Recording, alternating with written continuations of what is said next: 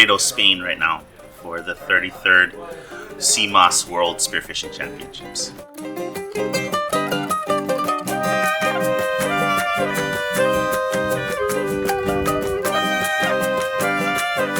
In preparations for this World Championships, I probably will never come to this side of the world again. So in addition to learning the cultures that are under the water, it's just as important to learn it on the water. So the bullfighting that we went to,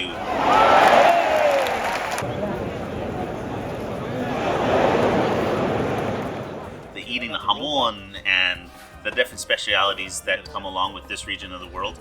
So my only role here, because everyone is confused, I pre-scout for like places to eat, places to have coffee. So yeah, we found a good spot. To try and just immerse yourself into the culture here. And I've always thought, to kill the fish, you gotta eat the fish. To beat the Spaniard, you gotta eat like a Spaniard. So what am I doing here in Spain? Well, I am not representing Team USA this year as one of the competitors. Instead, I'm here to help Justin. And I'm here to help Justin in really any way that he needs. But most importantly, what that means is me on the water with him every single day as his scouter, as his captain, as his buddy, as his safety, as his morale boost whenever he may need it. So during the competition, I will be actually driving Justin's boat, throwing him in on the different spots, telling him where other people have been, where they haven't been, pushing other boats out of the way with my boat if needed. It's gonna be absolute madness out there. I've been here for about 2.5 weeks now, and scouting is a big part of it. And there's two types of scouting. There's scouting the zone that's your area, looking for fish, looking for residential fish, learning how to differentiate between an area that will have fish, learning to differentiate an area that won't have fish. Rough day, not much movement, conditions are great, but here typically the best days are the roughest days. So yeah, kind of slow, but we need to keep putting the work to try to make sure that we know the area the best possible for the tournament. So one of the most important parts of scouting here is the actual harvesting of fish.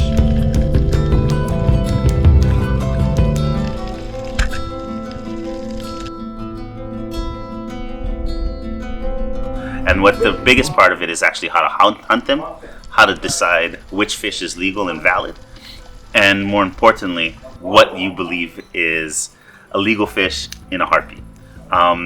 So we spend a lot of time going out of the zones, spearing fish, to really regulate our brain set and set it in a way that when we see a legal fish, the light bulb goes off and we're like, that's a game changer.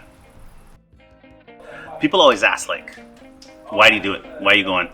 Why do you put all that work in? And then you get the people like, oh, you're diving in Spain, it must be so much fun. It is the opposite of fun. Weird fish out here. I'm ready to go home. I'm ready to go back to the Bahamas or Hawaii or pretty much anywhere else. You have 2 more weeks. For people that surf, this is like paddling out in choppy 1-foot surf, no waves, and just paddling your heart out for 8 hours a day, never trying to stand up once. And then during tournament day, just giving it all hell, whether there's waves or not. So why do we do it? To stack yourself up against the rest of the world. To really bring pride to not just my family, to where I'm from, but the great US of A. In Greece in 2016, I caught a goat on the side of the cliff while scouting and placed 9th in the world. And I thought maybe that's a good luck charm. And so when the opportunity arose here in Spain, I had to jump at the open window. Sam, what is Justin doing? Okay, he's going in. He's going. Oh, he's gonna try and cross. This does make a lot of sense. See, I was telling him if he goes across, he can pin it to the left-hand wall.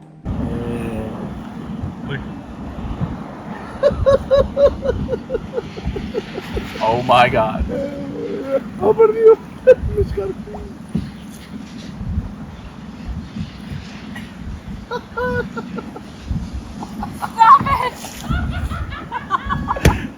You gotta go. Are you gonna get closer? Bro, you did it! That was ridiculous! Why is he not here for dinner though? So, you can take Justin from the island, but you can't take the big island from Justin. And I love chasing animals. 2 World Championships, 2 goats. do you win something like this?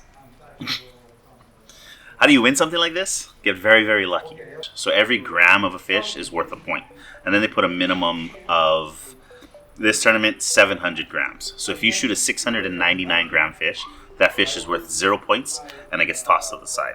If you shoot a 500 or 464 gram fish, that is less than 2/3 of the minimum weight. Therefore, it's going to be a penalty and you'll lose 700 points. So knowing the size of the fish is very, very big in trying to gain points.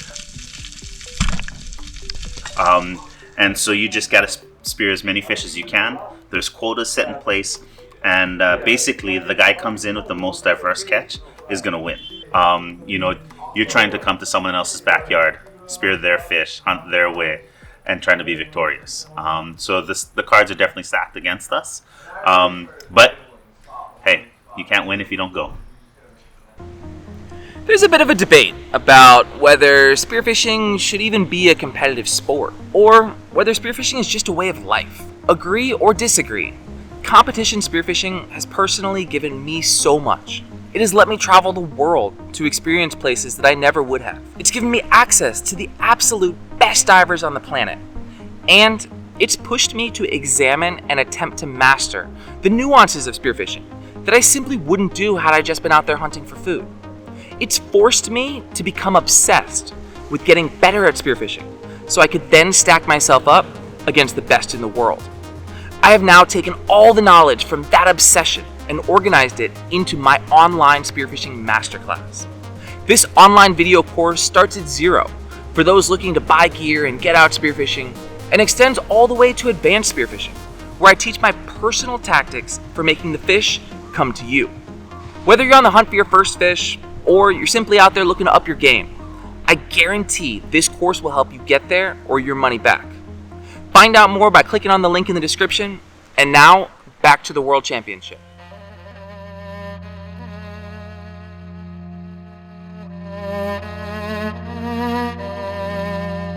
We got a lot of badass game faces here. The best from all over the world are right here on this floating dock right now.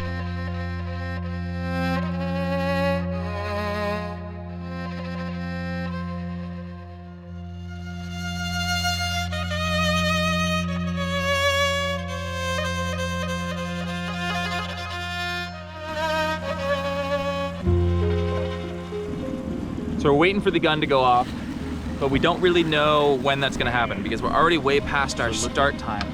So it's 9:35, we're an hour late, which means we're gonna dive 5 hours total. But this shotgun start is madness. I've never seen anything like it. Woo. There's gotta be a better way to do it.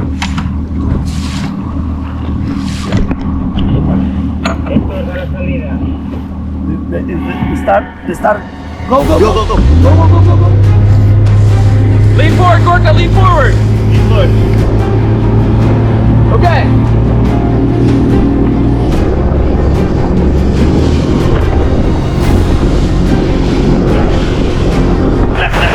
Left side. Very good.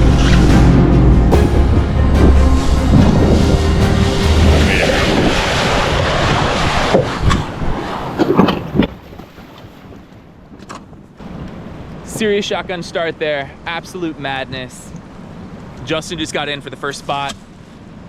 I don't know, I don't think he's shot anything yet. There's one other boat exactly on our rock. It looks like they're looking for a conger, but we didn't have any right here big enough.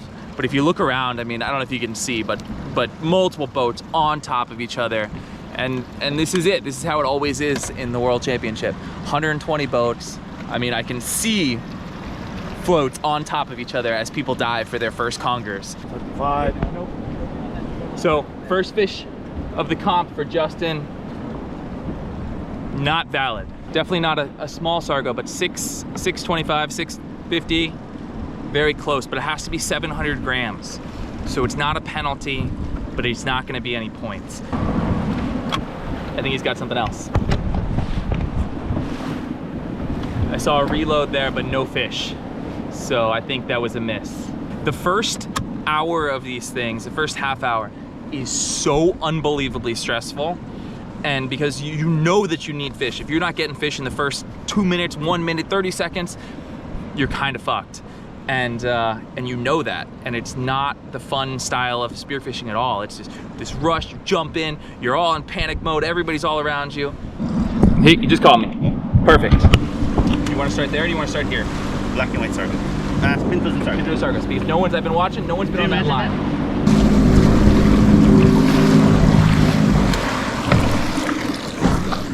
Yeah. So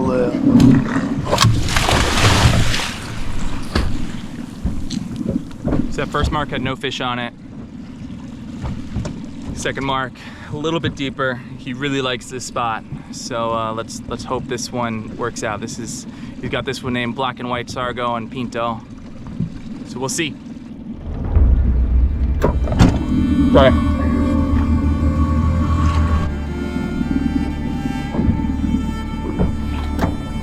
That's good, brothers. Check out the cotton. Okay, stick with it. You know? Did you weigh them all and they're all short? Yeah, you just weighed them. That's 6. 620, 613, 614. Okay, be ready. Hey, you know, Okay. Okay? Yeah. Now drop. Sorry. It's now 12:30. We are about halfway done at least. We still got nothing legal. All right, guys. Justin has a fish.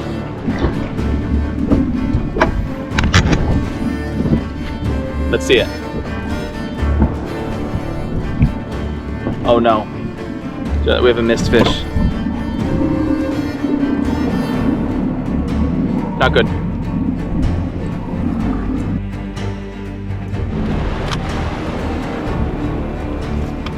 Okay guys, he's got a fish. He called. He sounds semi-excited. It's silver. It's a sargo. Is it big enough? The $1 million question once again. Oh, he's big. He's big. He's big. the look.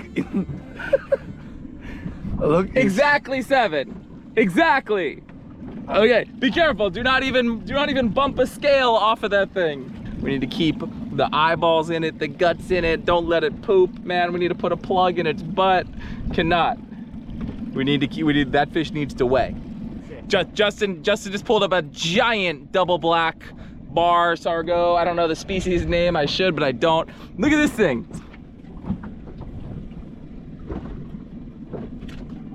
He's bouncing. He's a couple grams over-ish. He's right there, bro. He's right there. Go get a bigger one. What do you think? It's close. It's so close. Don't touch this fish. Just like that, guys, we are in the game. 2 fish, damn close. I mean, right there on that 700. So we'll see, but he's going down for the 3rd time on a new spot that he's just found. This could be it. Justin just got a tuna. Yo! He's got a tuna. Look at that fish. That is some serious points. Is that Just like that. Just like that's a huge one.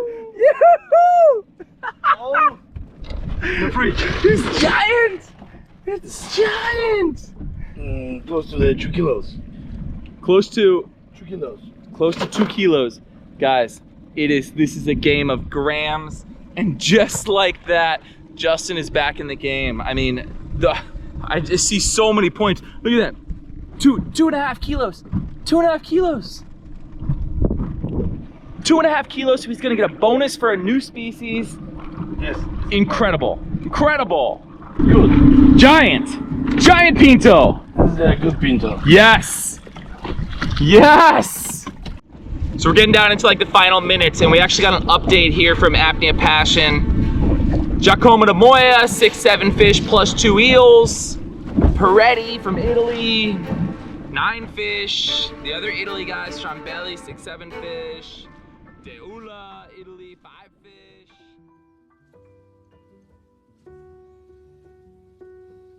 Well, that's it, guys. Game's officially over for day 1. I think Justin crushed it. I heard it, like I said, a lot of grumbling over the web here. and one magnificent tuna. That's all it takes. One epic fish.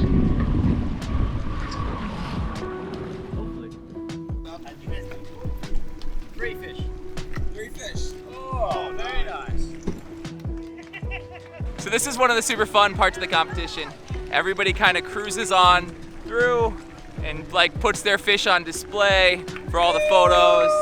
All the family members and people in town came down here to watch. It's pretty wild. Some seriously hard won fish out there.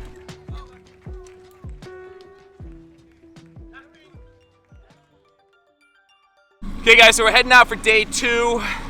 We have a lot of ground to cover as a team. We're looking at number 15th place right now as a team, which isn't great, but honestly, these are the best in the world, so this is to be kind of expected. No one expected this to be easy.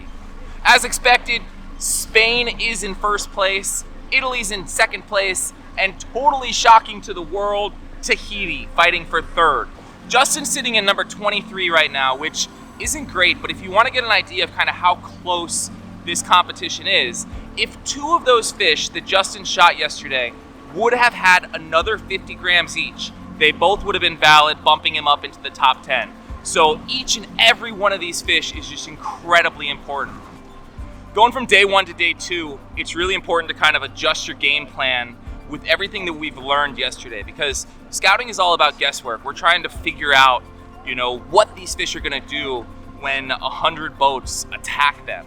And after day 1, we kind of have a better idea of that. We have a better idea of what fish are gonna be important. And at the weigh-in yesterday, over and over and over, all me and Justin kept saying was fucking salpas. Because those salamas or salpas, or they kind of represent like a chub over here on this coast, are huge. These things are 1-2 kilos and dumb as rocks. And they're so often we overlook like these easy freebie fish and scout for the harder, scout for the dentex, scout for the congers, scout for the sargos. And in the end, the game was really decided by those dumb chubs. The coolest part about this event though is young Alex Edwards. Me and Justin have been competing against her. I don't know, we've known her since she was like 15. She's gotta be one of the youngest people out here. And she's sitting in first place ahead of the Spanish girls, the Italian girls, and the Chile girls, which all have like really badass women. Honestly guys, I'd love to see her win. She could have this. She could be world champion, which would be about the coolest thing ever. So about the whole field out here is rooting for her. Anybody gets near Alex, We blocked them. that's it. That is my goal today. That right there is Alex. We've all kind of taken ownership of her success now. We're all like, no, we claim her. That's ours. Yes, yes. I've known her for like a decade. Don't screw this I up know for her. us. Go, go, go, go, go. Get forward, get forward. Go forward, forward. Forward.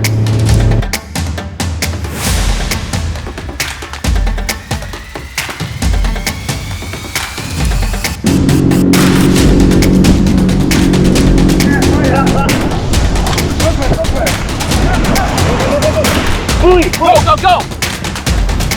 Better go, we better go! He's down. Woo! Good job. He got the dive. I don't know if he got the fish. Holy shit! Holy shit! Look, everybody is stopped. Mayhem, guys. Absolute fucking mayhem. Flew in there right in between the channel of those 2 rocks. I mean, the first guy in the water didn't go far enough. He didn't get close enough to the rock. So I went around him, threw Justin in, he was ready, dove down, snaked them all, got in the hole, did everything right, and the stupid eel was not home. Well, you won the battle to the hole, huh? Yeah, there wasn't anything over. Okay. Wave to the family.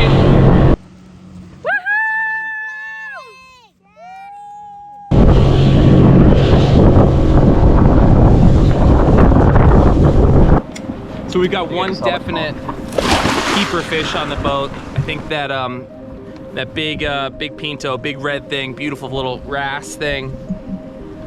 But we're struggling otherwise. We still got at least half the day left. Boats are everywhere. We're gonna make our big move now. Halfway through the day, going to the other side of the zone. He just dove right after he came up, like he did it for the tuna. He came up, he did his thing, he was going towards float, and he just dove again. So this could be another tuna on the exact same spot that he just shot the other tuna. Nope. He cooked it. He cooked it. He got muzzle wrapped. He tore off the tuna. It's a tuna. Hey guys, we got 1 hour left. We're gonna make a big move. Full 5-mile run to the other side of the zone. Gorka said he's got something special. We got nothing else to do but try, so let's go.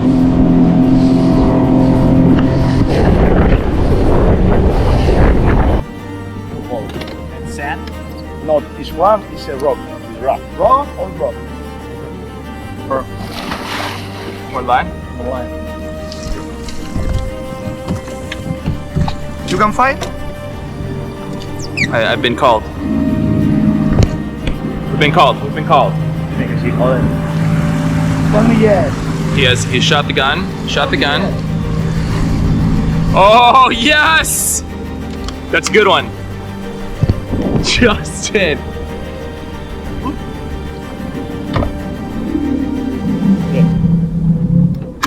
Yes! Bro! He's a dinosaur! Well guys, that's it for the diving, the 2023 Spearfishing World Championship. Justin dove his butt out to the last second. How are you feeling? I'm ready for the meats of Spain. Tired. You know, it's like you work your butt off. Harder than I've ever worked for diving in a week of back home on the Big Island. 10 days, I did probably close to, 10 hours, I did probably close to 160 dives. And I'll have 7, maybe 8 fish to show for it, which is just insane. Like, this is something you really, really have to have a passion for and really just want to test yourself against the best of the world, or else it's not worth it. And but with all of that being said, I love it. I love coming out here. I love rubbing shoulders with, you know, the Goliaths of the spearfishing world. I love cheering on the freaking Davids like Alex Edwards, you know, and hopefully one day I'll be David and get to take down the giants. But it's not going to be here in Spain. But the smile is there, the bread, the meats, we're good.